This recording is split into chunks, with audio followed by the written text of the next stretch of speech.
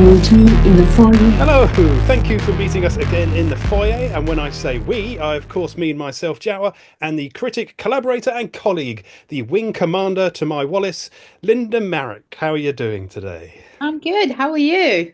Very good, actually. Yeah, feeling good. Weather's good. Yeah.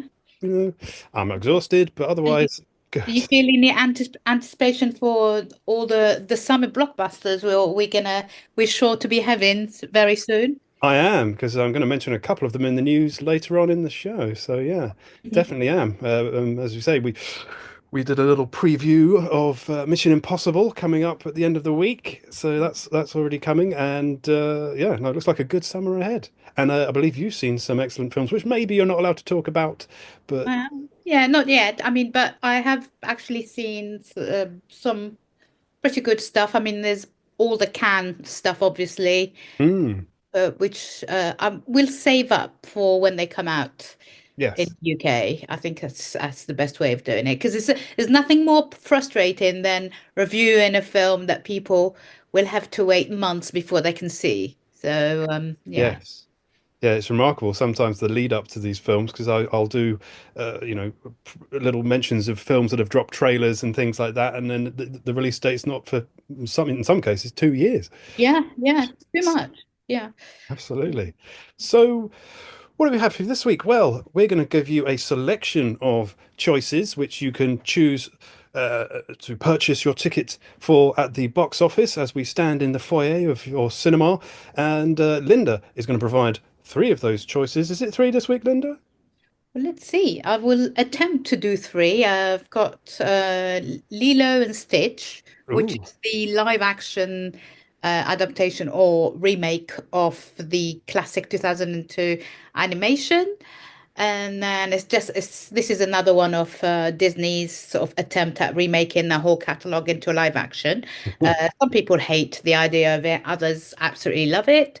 I'm also going to review the latest Wes Anderson, ooh. um, the Phoenician Scheme, and I think we're going to just leave it there for this week.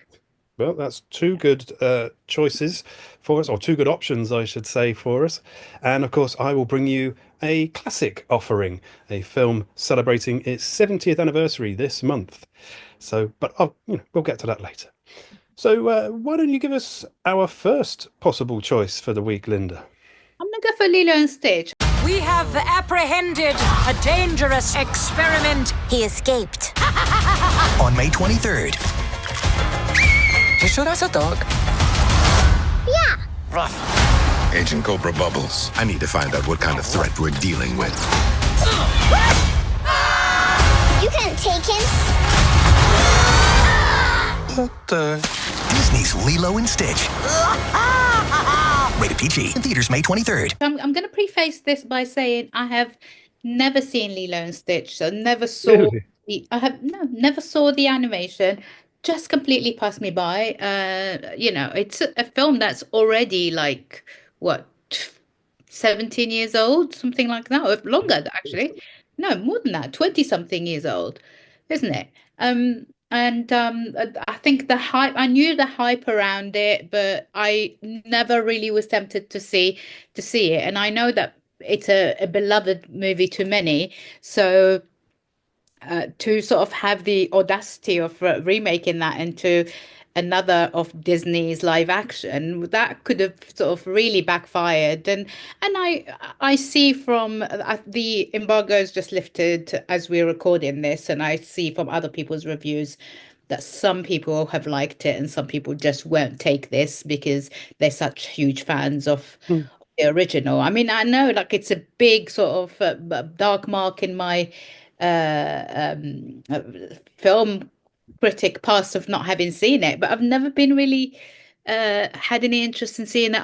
It's not that I'm not a fan of animation. It's just not something that has appealed to me, and I know it's more to do with the fact that not having kids and sort of, and I know loads of my colleagues have kids and their kids grew up watching this repeatedly, like sometimes up to like 3 or 4 times a week, Mhm. and that's what kids are like with DVDs and stuff. But yeah, as I say, I've never seen it, so I didn't have that much. It wasn't too precious for me to watch. So the story is pretty much the same. It really sticks to what, as far as as having asked some of my colleagues if the story is the same, apparently it sticks to exactly the same storyline. Um, there some of its mystique gets lost in the sort of 4D rendering of Stitch himself, the character, the alien character. But I found it really touching. I thought it had a really good sort of some brilliant performances by the young act, yeah, some of the young actor.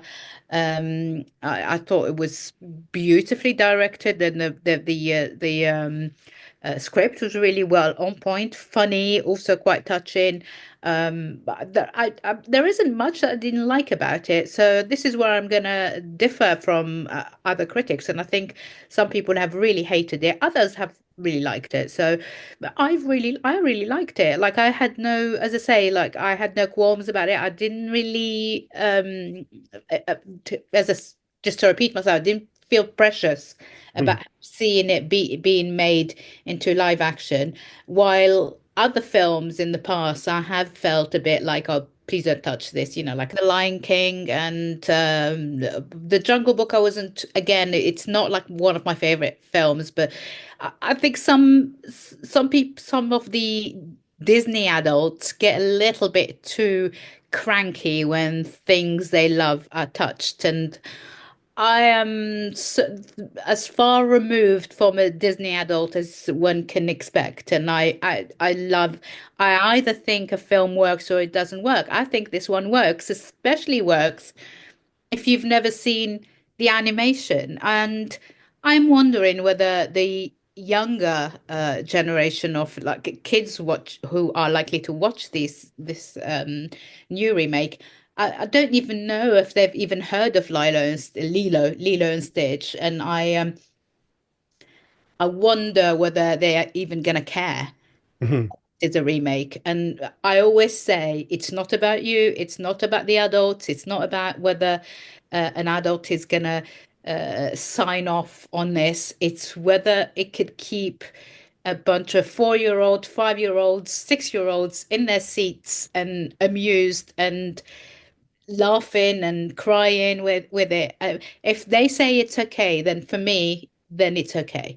Other than that, I think these films, most of the Disney sort of live action remakes, I think they've been good personally. I think people are too harsh on them, and I think generally they've delivered and they've made money. Apart from, unfortunately, Snow White, when that is a different story. The Snow White the story is that it was a deliberate attempt at derailing the film because of who starred in it and because of who she is and her views on certain, current affairs. And I think it's very unfair what's happened. And but at the end of the day, it's a kids movie. I think people, adults probably shouldn't get as heated about it as they have been. And yeah, it's a good movie. It's a good movie. I laughed and I thought it was very sweet, and the acting was good. And yeah, yeah. But there isn't much bad things I can say about it, really. No, that's fair enough, and you're entirely right. These films are made for children, new generations, and if they enjoy it, that's all it has to do, really. It's I wouldn't have said the original, although it did very well. It was very praised, and I think did financially very well. I wouldn't have said it was a classic Disney film. Certainly, it didn't feel like one of the top A-list Disney films to me. Yeah, I I don't, like I said, I don't know. As I say, to my shame, I have not seen the animation, and I really did really intend to see it before writing my review or before even watching the latest thing. But I just wanted to see what my reaction would be without having that other movie in, to compare it to. And I think if it's a newer generation watching these, it's really important to be honest about whether it works or not. For me, it does work. But if you're gonna forever be comparing it to the original, then you're on a losing sort of streak already. You don't be it's impossible. It's like, they're two different formats, and Mm. it's important to remember that. No, absolutely. It felt to me a little bit like their sort of first step into a new territory because they like to, I don't know if appropriate is the right word, but they like to sort of appropriate different world territories to draw their stories from, and they'd done Yeah. Europe for a long time, the parts of America, parts of Asia with things like Mulan, and parts of Africa, of course.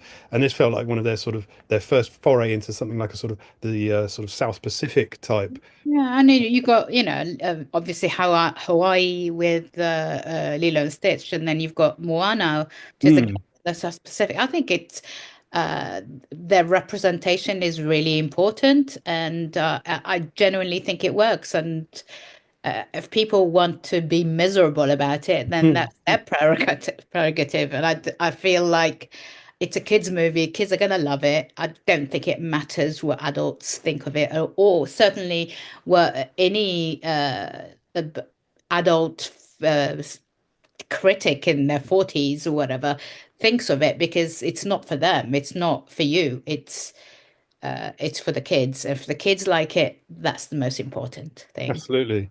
I'll certainly be interested to watch it as, I haven't been wildly impressed by any of the in inverted commas live action Yeah. remakes myself. I did quite like Alice in Wonderland, and Christopher Robin I thought was okay, but Mm. other than that, not being blown away. I have to admit, but they're often remaking ones that didn't wildly impress me as animations either, apart from Snow White, which is of course a classic, but I I haven't mean, seen the new one yet, so I can't comment. people often wonder, why is Disney doing this? Why is Disney remaking these movies? And I just think Disney exists as a money-making company. Mm, People have to understand this. They are, the reason for these movies, why they're being remade, is because they're making them money. And what better thing to do than sort of like dip into your own back catalogue to remake films instead of having to pay for a new script and having to think of new ideas. Is it lazy? Definitely. mhm, 100% it's lazy. Is it a good idea commercially? Yes, of course it is. Apart from a couple of them that haven't really gone anywhere. And I've said some of them is because specifically Snow White is for other reasons rather than the film itself. It's more to do with the politics around it and yes. then, and the hatred for its very young star. So yeah, I don't think, uh, like I said, it's a company that's there to make money. Then it's not a charity. Disney's not a charity. It's good for me as someone who works in the film business, someone who relies on the film business to be doing well. I am always happy when a film does well at the box office. I'm never here to sort of put the knife in and say it deserved to do badly. I genuinely, I think cinema needs all the success stories it could possibly have at this moment in time. And if Disney's remaking these movies and it's making it money, then why not? Mm. And I think it's possibly, I haven't seen the live version and you haven't seen the animation, so it's hard for us to compare notes. But I think it might actually be more exciting as a live action film because of its sort of semi ET-ish plot. I think that could be really exciting, and especially for a young audience, Yeah. that could be great. And also, it's just a shame that whilst they're doing all these remakes, which is fine, the original content isn't also coming as well, which is which is what's been their foundation for what, uh, nearly 100 years now, I guess. Yeah, just sort of a decade short of 100 years. They've been producing fantastic original animation, but I'm sure they'll go back to that at some point. So that's brilliant. That's your first choice at the Yeah. box office this week. Thank you very And much. you mentioned earlier, obviously the last, well, supposedly last um, uh, Mission Impossible film is out Mm, at the end of actually tomorrow. It's out tomorrow. Is that right? Wednesday's tomorrow. So it's out tomorrow. yes, Is it Wednesday or Thursday? I think in some theatres it is. It's out this week anyway, and we mentioned earlier, we did do a review of it, so you're gonna have to go onto the website and watch that. We did that as a video review, which we both really enjoyed. So if you'd like to watch that, please make your way to our. Do we have a website for this? Do we have? Yes, it'll be on YouTube. It'll be if you can find me on YouTube. I'm under Sir Jawa. It'll probably, I'm sure Linda's shared it, so you can find it through her channel as well. And just follow the all the links we'll put in the show description, and you'll find your way there. And Yeah. us having a little Mission Impossible chat. And after you've seen the film, tell us if you agree with us or not, or agree with me or not, because Jawa hadn't seen it yet Yes. when I reviewed it. So yeah. Yes, looking forward to that. And obviously, since we last spoke, I've been to the cinema and I've seen Thunderbolts, which I thoroughly. Oh, cool, excellent. And what was your thoughts of that? It was very good. Yeah. Yeah, I thought it really dealt with some mature issues. As I've heard other people say, it deals with depression and sort of finding meaning in your life. It was a nice sort of dissection of superhero films in general. It put Florence Pugh to the front, which is always great because she's great in everything. No, I really enjoyed it. It really, really flew by. Just a lot of fun. Really great film. Yeah, very good. I just loved it. It felt like a proper MCU movie finally. I felt that I really knew those characters, or I was rooting for the characters. The last few MCU movies just felt just a bit meh, like just a bit sort of flat, and that the attempt at making us care about the characters just fell flat because the characters that were on offer weren't all that interesting or that sort of connected to I don't want to say reality, but sort of emotion, like a human emotion. And I think it's really important to put human emotion into these big superhero movies. Otherwise, you're just going to end up with a loads of sort of CGI nonsense that nobody really cares about. So I think they did the right thing here, and I genuinely hope, I really hope that this is the new phase is going to be a return to form for Marvel, and I really cannot wait for the rest. Yes, no, I entirely agree. I thought Lewis Pullman was great, and probably the best I've seen Sebastian Stan in any Marvel film as well so far. So yeah, highly recommended from me. Right, so what should we do now? Shall I run down the top 10 at the Yep. box office? Let's do that. So, as we record at 10, the film that we don't know anything about until dawn, the remake film adaptation of the video game from PlayStation. At 9, Ati's world tour towards the light, will to power. Who knows? It's a South Korean boy band, so not one I'm rushing out to see. At 8, currently, it's Hallow Road, psychological thriller from. Oh, great! Babakan Bari. Yeah, no, that does sound very good. Such a good movie. I really loved that. Actually, I should have reviewed that, really, shouldn't I? This week.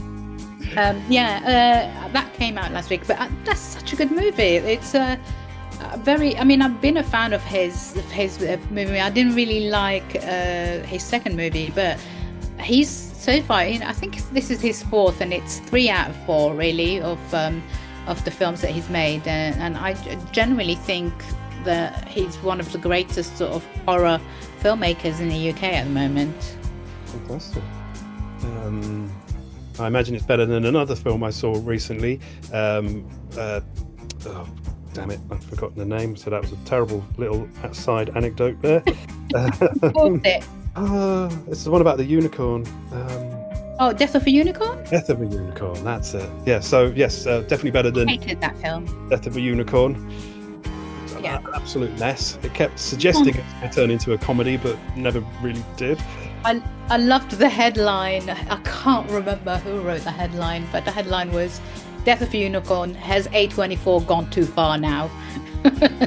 So usually it's like, I think what people tend to forget, I've done a video essay on this particular point a while ago, which is when people associate A24 with good filmmaking, they often forget that A24 is a studio.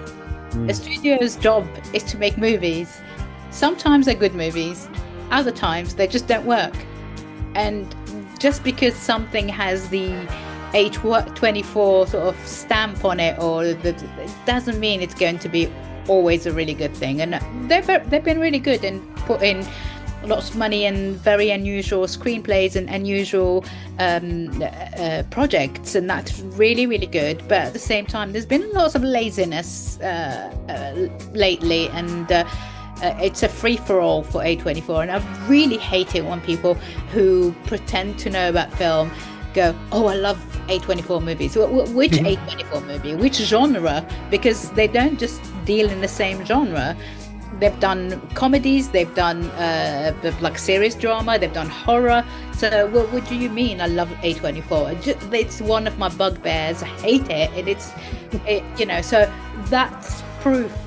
Death of a Unicorn is definitely A24 has gone too far and basically is slowly dying on its arse by sort of disrespecting their viewership, really, because that film is just nonsense, isn't it? I mean, it felt like it didn't have a script, certainly in the last third, and just random shambolic nonsense. But yeah, anyway, that's not in the top 10, so let's move on. So at 7, it's The Accountant 2, another film I don't think Linda is a fan of, but I'm going to go and see that one. Ben Affleck returning to his role as the accountant with murderous skills. I didn't hate it. No? I just didn't think it was brilliant. I didn't hate it. Fair enough. 6, Hurry Up Tomorrow, psychological thriller from Trey Edward Schultz. It stars a musician, and this film accompanies their album of the same name. I'm baffled. At 5, Ocean, with David Attenborough exploring the planet's undersea habitats, which sounds amazing and would be incredible on the big screen, certainly in IMAX.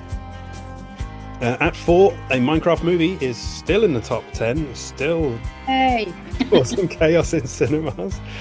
And at 3, Sinners remains in the top 3, which is great for an original production. And Fabulous film. Brilliant all around. Complete surprise, and a really good success story for sort of a non-franchise movie.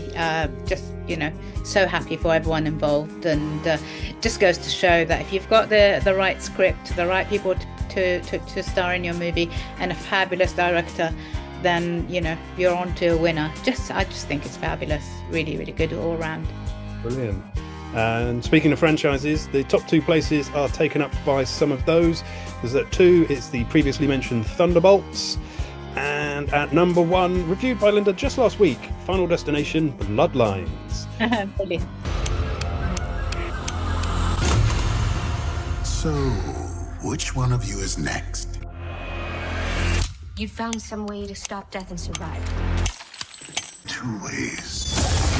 Take a life. You get the time that person had left. Or you have to die. Death is coming for our family. Charlie! Stephanie. Grandma! Death is coming for us. Because we were never supposed to exist. All of this fits together. We might have a chance.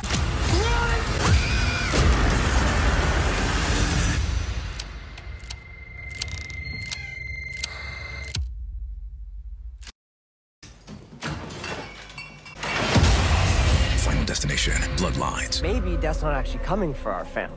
Because that would be crazy. Only in theaters. Special previews Thursday at 7 p.m. Get tickets now.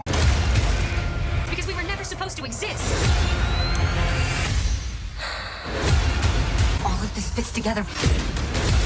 We might have a chance. Have you seen it yet? I haven't, no. Oh gosh. Oh, I await your thoughts on it because I really liked it. I thought it was really funny, and I think it did a really good job with sort of playing around with the sort of older stories and not taking itself too seriously and turning it more into like a comedy-ish, playing on all those sort of tropes from the franchise. And it's a franchise that people love, and there's no disappointment there. People really like it. Yeah. Brilliant. No, I think maybe this weekend I'll watch the first 5 and then free me up to watch the new one next week. That sounds like a plan to me. So that's your top 10 this week. So why don't we have our second selection from Linda as we stand in the foyer trying to make up our mind what we're going to spend our money on this week at the box office. Right, Jawa, are you a fan of Wes Anderson? But be very careful what you reply here. It genuinely is a 50-50 flip of a coin for me. Okay. Half of his films, I think, are some of the most irritating films I've ever seen, and I've suffered through them, but I've watched them to the end. And the other half, I think, are some of the greatest bits of cinema ever made. And I'll leave you to decide or guess what films. No, I'm not going to guess which films, but which Wes Anderson do you like? Do you like fun comedy Wes Anderson, or do you like more sort of introspective Wes Anderson? Because I like both sides of him. And I know that some people either like his comedy stuff or they like the other stuff that is a bit more sort of out there and more introspective, more serious. And so which one do you reckon you are? It's funny. I've never really seen a difference in his films. They all seem sort of philosophical but obtuse. And so I'm struggling to think of the serious ones. I mean, the one that really got my goat was Fantastic Mr. Fox. I love that film. It's a book I truly love, and I had it as an audio tape as a child, and I just didn't like the style of it. I didn't think it was funny. Okay, fair enough. I love that movie. So yeah, as you say, it's you either love his movies or you hate them, and sometimes you love them, sometimes you hate them. And as long as you didn't say you hate everything he does, then that's fine for me. No, not at all. I mean, so this Darjeeling Limited, for example, I love that film. I think that's a great film. Oh, and I like all of them, really. I mean, I think it's rare that I don't like his movies. This one is very dense, very funny.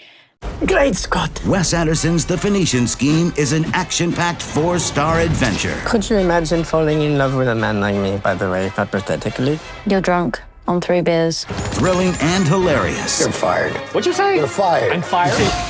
It's Wes Anderson's best film since The Grand Budapest Hotel. Help yourself to a hand grenade. And the funniest movie of the year. You armed yourself. Good girl. The Phoenician Scheme. Rated PG-13. In theaters everywhere June 6th. If you went to ask me what it's about, I genuinely would struggle to tell you what it's about. So it's Benicio del Toro plays Zsa Zsa Corda, an amoral 1950s businessman who has been inspired by the super rich like William Randolph Hearst and etc. And he wants to own. He wants to have as much money as possible, and he has absolutely no qualms about how he's, how to go about getting the money. At the same time, there's been attempts on his life, and dozens of times that he's survived. He's someone who is essentially unkillable. He's got 10 boys. 10 kids. I've got 10 kids, nine boys and one daughter. His Mm. nine boys are all adopted, and his only heir is his daughter. So he says he's willing to leave her all his all his money and everything he owns, as she's been brought up in a convent and she's studying to become a nun. And he says you've got to say goodbye to the nunnery, if you are, otherwise I'm not leaving you the money. So she's struggling with sort of with her faith and this and that. So she's played by Mia Trippleton, who is the daughter of Kate Winslet. uh, I genuinely, she is absolutely brilliant in this. I cannot believe how brilliant she is, just as good as her mother. I don't know if you're a fan of Kate Winslet. Well, I am anyway. I think she's fabulous. She's again, it's like knowing what Wes Anderson is about. This is like a sprawling cast of everyone and anyone and who you could think of. You know, we've got it's very it's the usual people. It's Scarlett Johansson. They all have tiny, tiny roles, which is, you know, like I think good. It's good that people. I think people are willing to work with him, even if it's the smallest role possible. Tom Hanks is in it. God, Bryan Cranston, Riz Ahmed, Michael Cera with brilliant Norwegian accent. Who else? Like, you know, it's a who's who of Mm. Hollywood's big names, and it's fun. You know, some people find that really irritating. I don't particularly. I think these films are events and they're spectacle, and you know, like as I said, the storyline makes very little sense, and I don't think it matters. It's probably not my favorite Wes Anderson film, but beggars can't be choosers. I really liked it. I think it's very funny, and Benicio del Toro really carries it. I actually. I was kind of doubtful whether he could carry the film all by himself, but he's brilliant in this, like genuinely very, very good. Yeah, all in all, a success. Another great Wes Anderson. I don't think everyone's going to like it, but and it opened at Cannes only on Sunday, I believe, and it's so we're getting a really early release straight after Cannes Mm. in the UK, which is great, you know, and I think they're sort of. Just getting the whole like the hype around it and around Canon. I think it's really good that they're doing that. But yeah, good movie. Liked it a lot, and 4 out of 5 from me, really. Oh no, no, it's I'm certainly looking forward to it because as he's actually getting better in my opinion. He's coming into a real streak. You know, I as I say, it sort of flip-flops, you know, good one, bad one for me. I can't explain why I don't like some of them. You know, everyone I knew loved Life Aquatic, and it just drove me wild. I, Really? yeah. I think, do you struggle with all the deadpan stuff? I think if you are that kind of person who struggles with like sort of deadpanish or like uh, really stylized stuff, I think some people don't like that Yeah, side of them. I'm not sure what it is because I really like French Dispatch, Oh, I love that. Yeah, great. obviously Grand Budapest Hotel, but I wouldn't say they were that different in style. So yeah, I really can't explain it, but some of them and the recent run of short films he did of Roald Dahl adaptations, I thought were wonderful, absolutely brilliant films. So no, I'm really looking forward to this. As you say, love the ensemble cast he gets together, and just and that sort of is it sort of 50s style he has. Yeah, it's very Beautiful. crisp costumes, and it's not just 50s. I think it's like I get the feeling he's the kind of guy who spends his life in these sort of either charity or vintage shops, and Mm. think, oh, I can just see this kind of character wearing this. And I genuinely believe that everything for every idea of his movie it grows out of him visualizing a person dressed in a certain way. I personally, I really respect that, and that he knows what's a good formula and he's sticking to it, and why not? Huge respect for him. Huge respect for it's like it doesn't, and also he's a what you might call a real author. Whether we like his films or not doesn't matter to him. He will just carry on making them, and I love that. I really love that, and his style is unmistakable. His his ability to get so many people to work with him should tell you everything you need to know. But the kind of film director he is apparently one of the nicest people in Hollywood, and there aren't that many of them at the moment. So yeah, I like it, and I really look forward to one of his films every couple of years, and also look forward to the pearl clutching for people who don't like him and people who don't like that style. And now it just makes me laugh to see the reaction of people who don't like his films, and how they deal with the sort of the strangeness of his style. Because it is really strange, isn't it? So I mean, it's pure cinema, really, isn't it? It's you're watching a film. He reminds you constantly you're watching a film.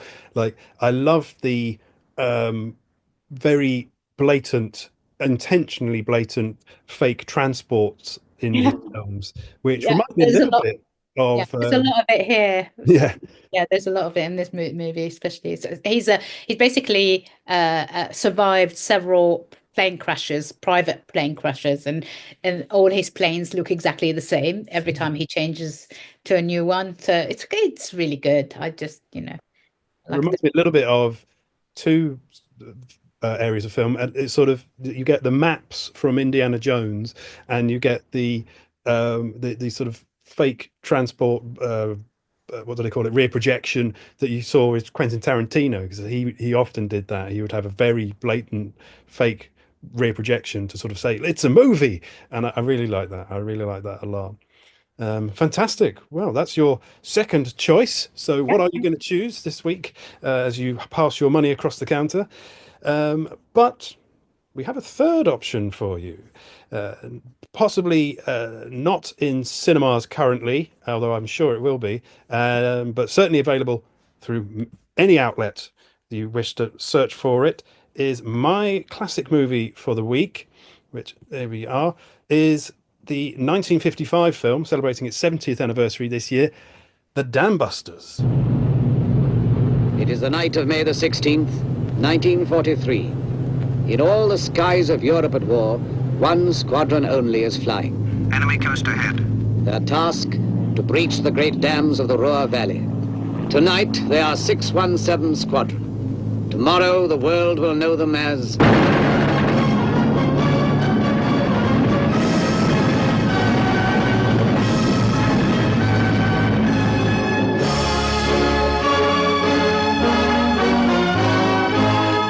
You are with the Dam Busters in action, boring at treetop height into the heart of the Third Reich. The human drama which preceded this incredible raid reveals the inspiration and obsession of one man with an idea.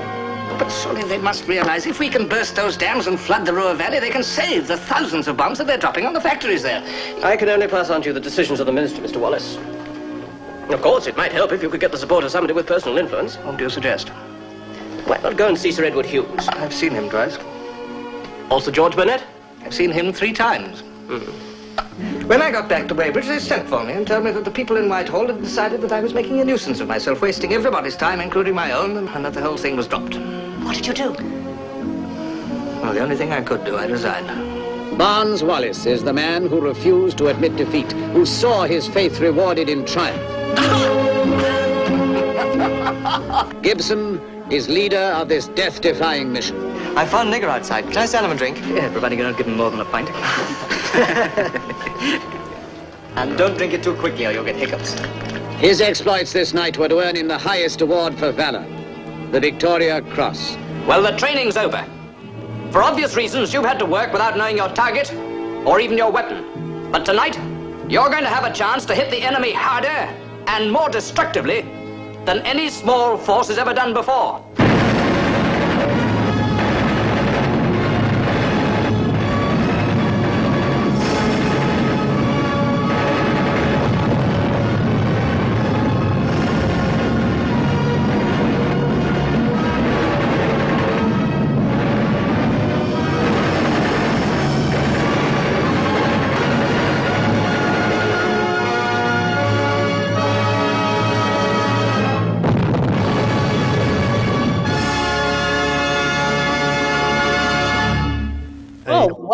Wow, wow.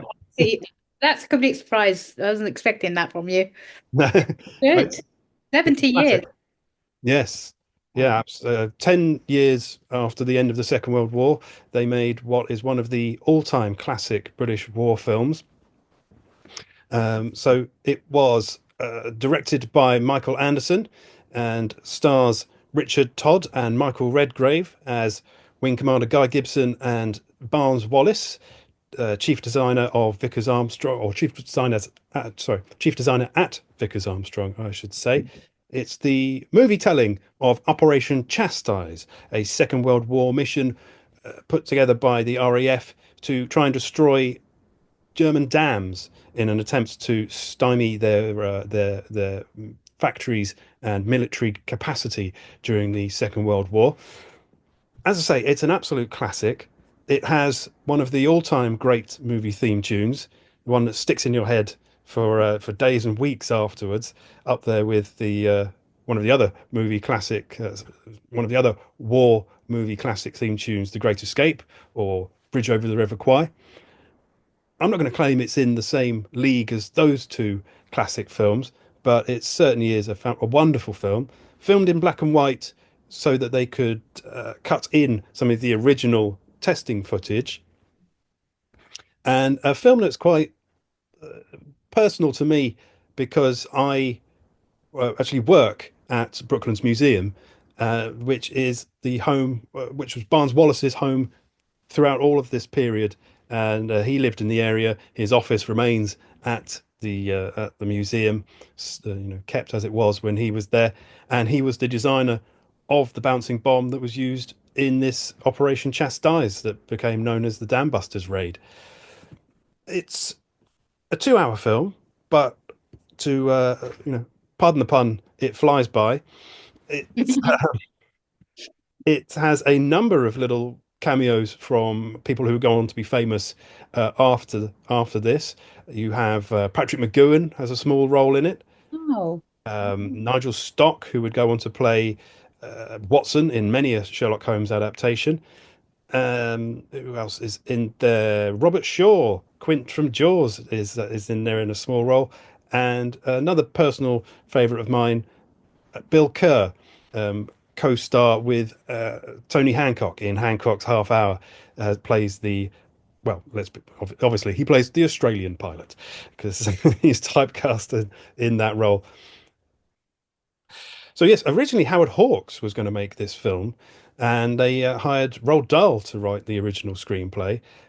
That didn't work out. They didn't like the screenplay. Of course, they were working at a time where a lot of this information that they would use in the film was still under national security, and you can still see that in the final product, because when you see some of the test operations testing the bouncing bomb down on the coast, they have to actually obscure the bomb, so they've coloured it in with a black pen, so you can't see exactly what's going on.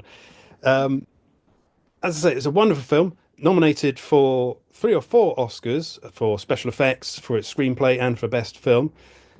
It is possibly the most historically accurate war film ever made, certainly of the period, because The Great Escape, although a true story, was Hollywoodized.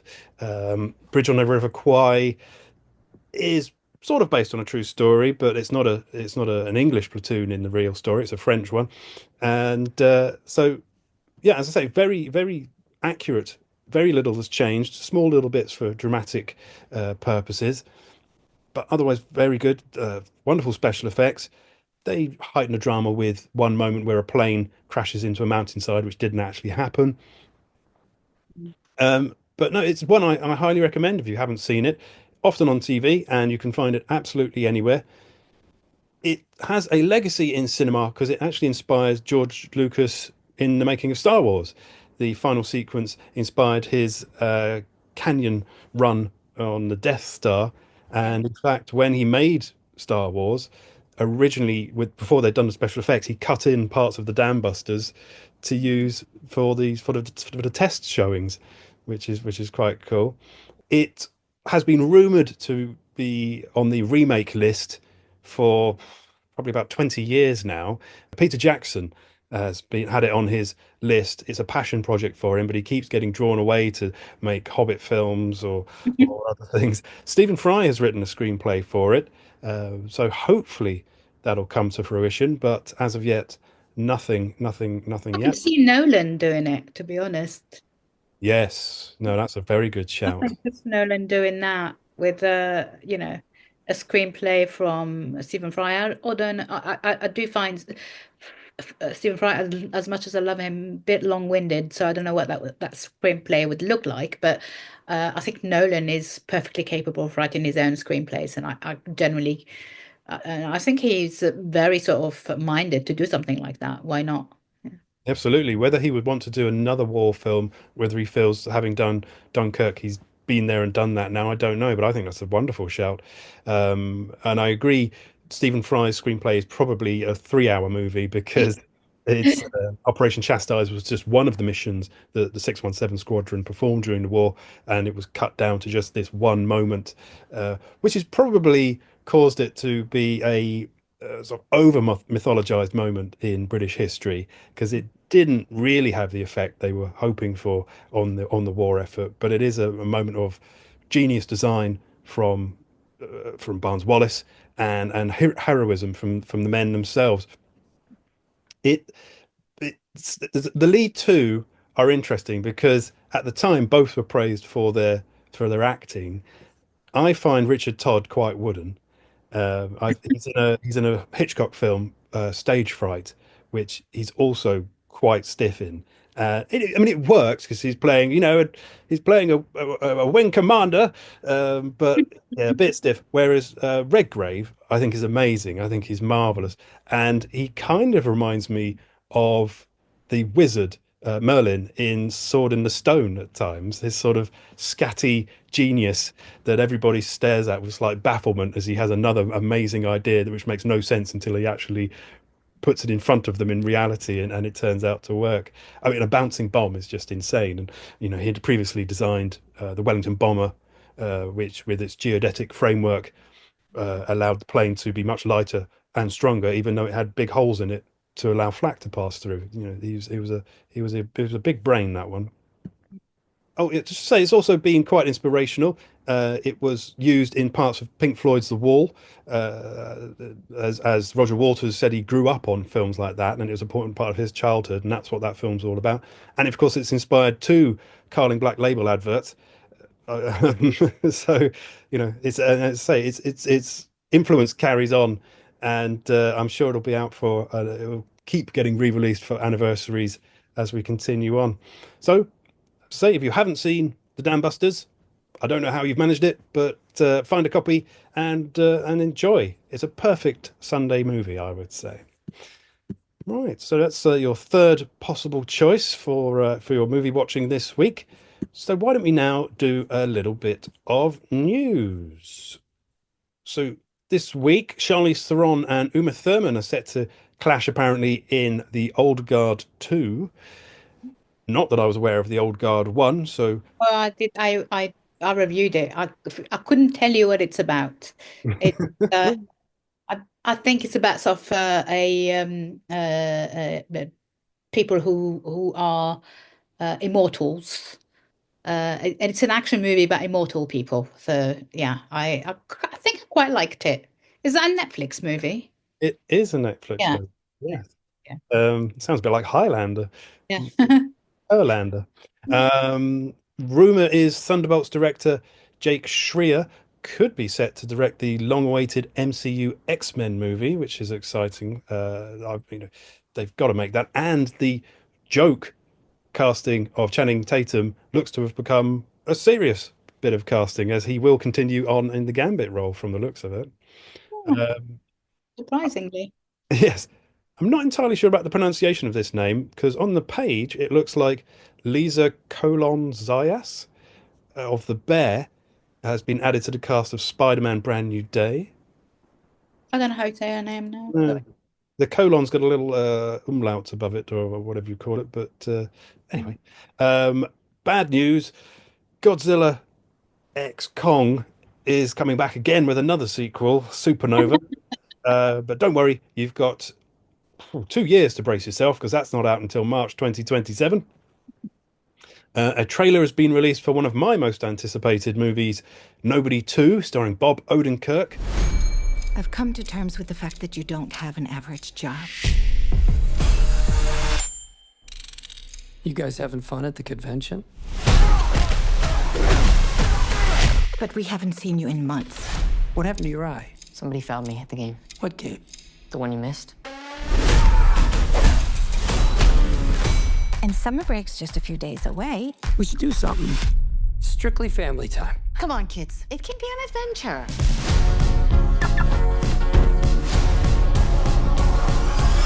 Let's do this.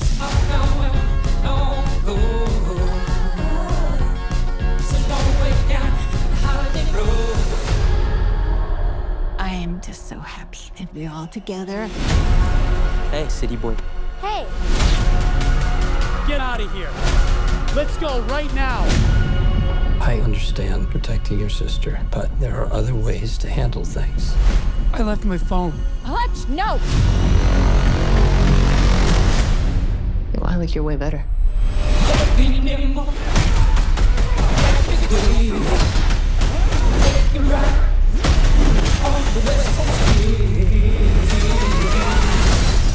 What the hell, Hutch? On our first day? I think I stumbled into something. You're vacationing in an old bootlegging route, full of drugs, crooked cops, and one woman who controls it all. You didn't take your family there, did you? Yeah. You wanted to de-escalate the situation. De-escalate. No escalating. Guys, I'm not gonna fight you. I'm here on vacation.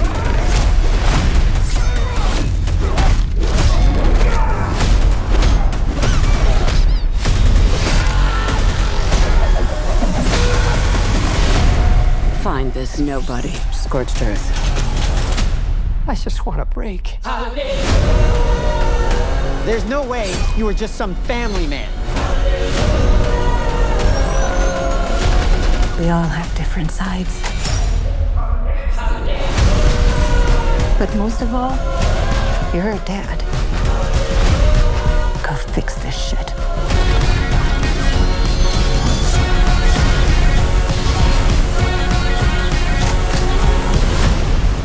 I told you. I'm on fucking vacation!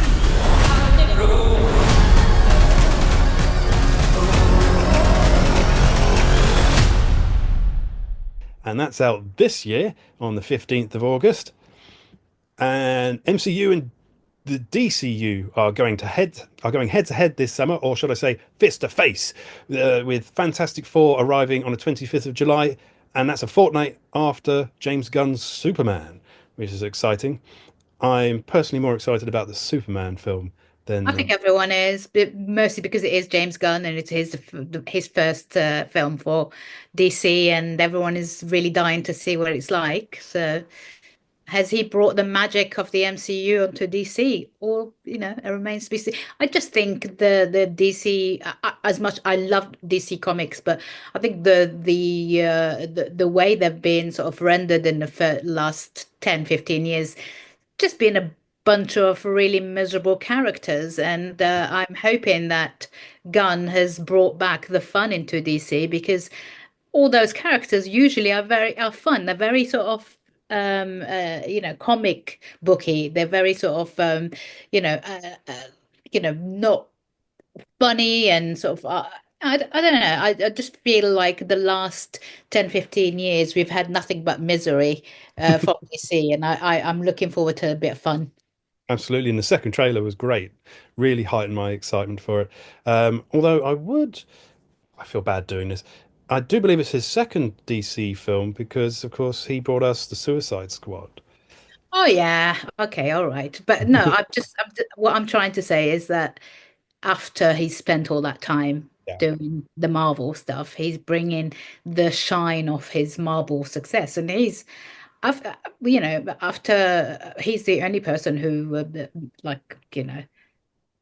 could really do all that stuff for Marvel, and people are hoping he could do the same for DC. And good luck to him. Why not? Like I say, I love those DC characters, and I grew up with them. I've actually always, as a kid, I was more of a DC fan, DC Comics fan than a Marvel Comics fan. I did not grow up with sort of an idea of the Marvel comics because the people I was around, like uncles who were into comics, were more into DC, and I formed my early sort of years of getting into that comic stuff. There's always been around the DC stuff, so I'm kind of looking forward to seeing what he's done with it. Maybe he's managed to do something interesting. Let's see. Yeah, no, I agree. And I'm on the same page as you. I was a DC boy rather than a Marvel one. Although I do love the Hulk and Spider-Man, I have to say. And I think people are probably a little hesitant to rush out to see the Fantastic Four after the previous three films, but I'll certainly be giving that a try and interested to see what they do. What else? Denzel Washington, Robert Pattinson, and Daisy Edgar Jones are set to star in heist movie Here Comes the Flood. No more information on that as of yet. And Sisu director Jalmari Halanda is working on a Rambo origin movie. So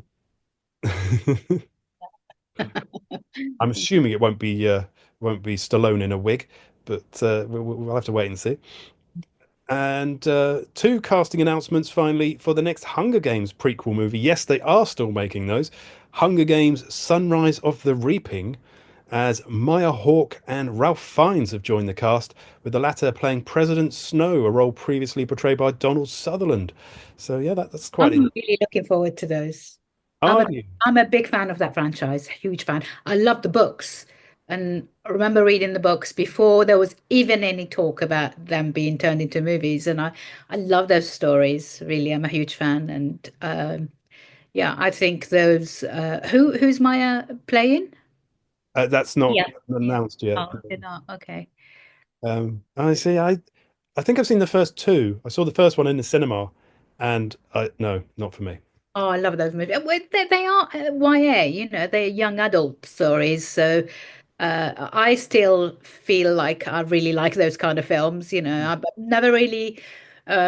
I like the Harry Potter movies, but for me, when the Hunger Games movies, I felt closer to them because there was, I don't know why, because I'd read the books more recently, and they sat with me, and I like them. I thought they were really good, and a good sort of the female hero, and that it was exactly what young girls were sort of waiting for. And these YA stories usually are all around young men rather than young women. I quite like that idea. Anyway, funny, there were two, weren't there? Because Divergent was also female led at the time, but I believe they weren't as popular as Hunger Games. I just felt that because they'd had to edit it to get a 12 certificate, something like that, it felt like a movie where there'd been loads of reshoots because it all sort of clunked. It didn't really fit together very well. But anyway, I'm not here to review the original. The books are a lot more graphic in the sort of killing scenes in the actual Hunger Games. They're really, really, because you're meant to get that idea of like proper dystopia. Like these kids are forced to fight to death to be able to save to represent their section, and it's like, I think those moments are really important, and it's a shame that they were removed from the films because they are really important representation of outright fascism basically. And I think it's really well done. I think I keep going back to the books. I think the books are really fantastically done, and I'm not entirely sure about the writing itself, but the storytelling is really fantastic, and I really like those films. I really like them. Yeah, that you're perfectly entitled to, Linda. Well, I mean, it sounds like Linda's hungry for that, so we'll keep an eye on that as it comes out. So that's it. She's a goner. Tally ho, and back to base for a warm pint of beer, old chap. Until next time, remember, meet us in the foyer for another episode, and we'll bring you more news and reviews on our new movie show. And follow all the links you can see in the description. Follow us on our socials for all our antics and all the movies we're watching. And have a great week. Thank you, Linda. You've been brilliant as always. Thanks, Jawa. And, Brilliant. And you must go and see Mission Impossible, and we can talk about it next week. Absolutely. Mission Impossible and Final Destination. I've got a busy week. Yes, Final Destination and Mission Impossible. And we shall discuss. All right, then. Fantastic. Well, thanks very much, and see you soon. Take care. Yeah. Bye. Lovely stuff.